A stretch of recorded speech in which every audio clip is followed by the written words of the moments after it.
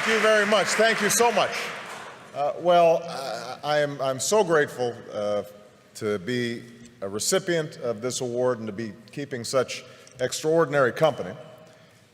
I first of all want to thank all of you who were involved in making this possible, but the main thing that I want to do here is to just say how I'm inspired by the young people who are represented here, because I think that's the purpose ultimately of this foundation. And I want to tell just a brief story because Archbishop Tutu is here, one of my heroes, and let you know where I was when I was about your age.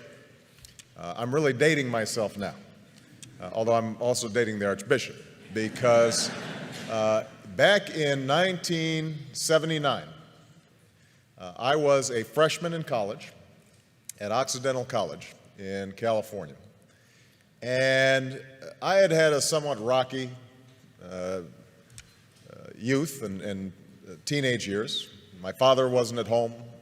I was growing up partly with my grandparents in high school. I'd gotten into trouble occasionally. It was what my mother called a good time Charlie, meaning I wasn't really serious in terms of my studies, in terms of my work.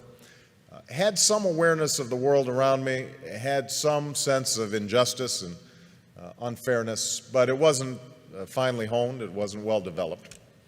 And I remember in 1979 arriving as a freshman and doing what freshmen do, trying to figure out what courses are and trying to change your study habits and trying to identify that food in the cafeteria, what it is. And we were visited on campus by a couple of gentlemen from South Africa who were representatives of the ANC in 1979, 1980. And they spoke about their efforts to overcome apartheid.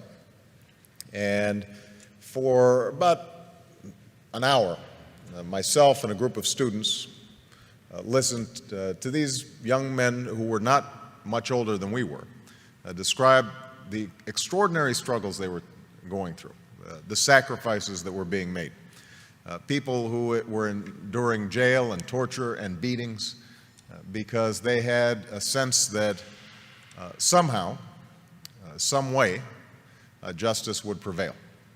And that brief meeting, I think, in some ways changed my life, because what it told me, first of all, was that ordinary people can do extraordinary things when they're given an opportunity.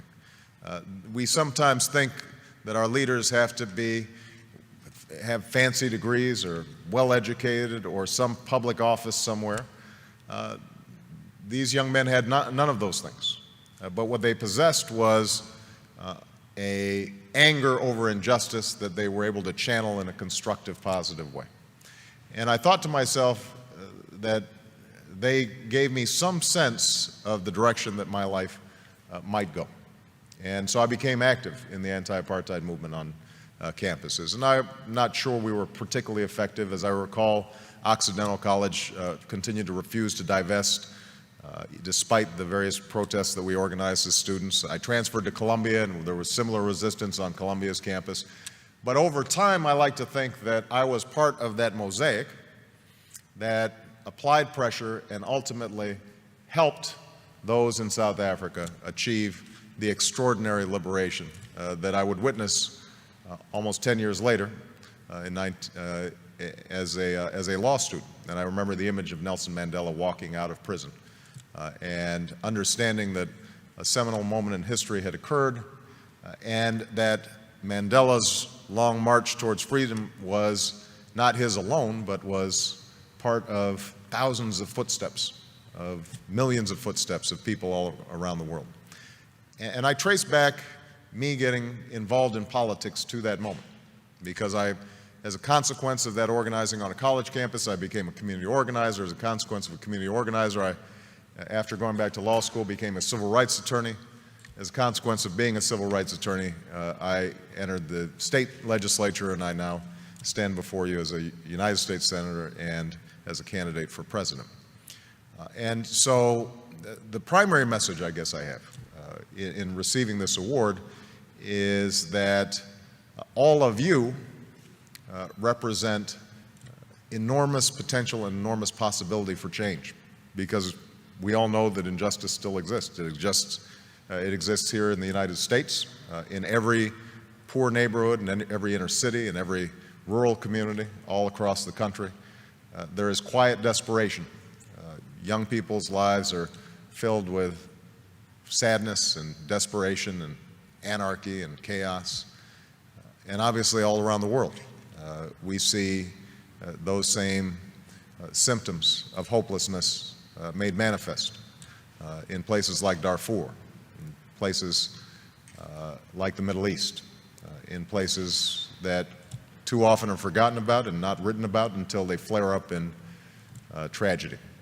So I hope that all of you who are on the brink of doing extraordinary things decide to channel that talent and that energy and that imagination to figuring out how do you move the process along for a better history.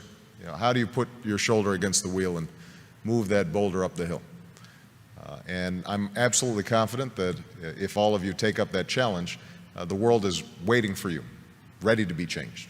Because I think we live in this moment in history right now where the hunger for change, the hunger for something new, the desire to break out of the ordinary, the self-interested, the petty, the trivial, is everywhere. And they're waiting for you. And so I hope that as you see the recipients of this award, you recognize that it's actually more of a tool to give you a little spark and drive you in the wonderful directions that I hope your lives take in the years to come. So thank you very much. Appreciate it.